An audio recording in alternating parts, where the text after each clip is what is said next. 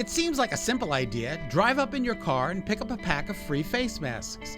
It all began when we did a story on a local philanthropist who was providing PPE to first responders.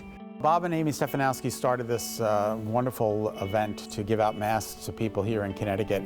I think it's a safety thing with people. You know, they feel more secure with a mask, and they get to the end of the line, they couldn't be happier. So we're glad to do it.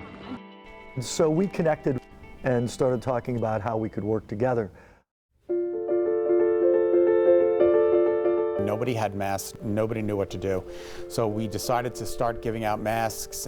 And we thought maybe a few hundred, maybe 1,000 or so folks would show up. We went on the air at 4:30. We got to the event, and there was literally a 2.5 to 3 hour wait to get 3 free face masks. That's how desperate people were to get this PPE.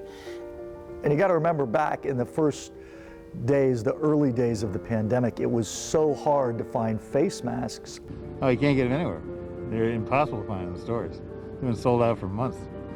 If you could find them, they were crazy expensive. They were hard to find in stores. They were hard to find online. Prior to March of 2020, many people didn't even know what PPE was, and having a box of masks laying around the house or in the trunk of your family car just wasn't a thing. At the time, the governor had ordered everyone in the state to wear face masks.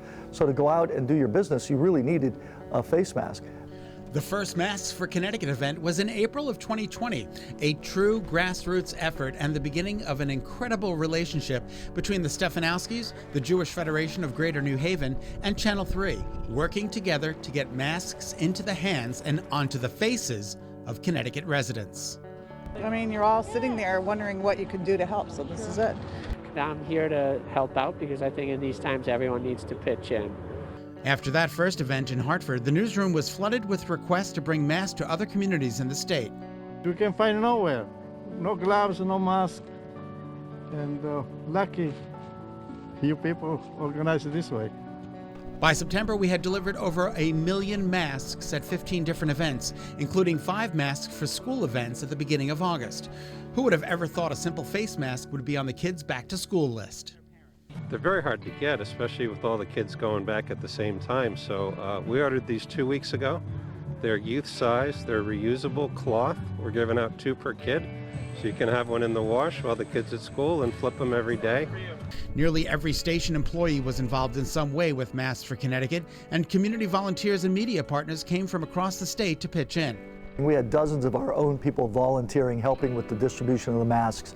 Scott Haney, who was our morning meteorologist, was at every single event, encouraging people to come out and kind of walking them through the process, what they needed to know to get on site.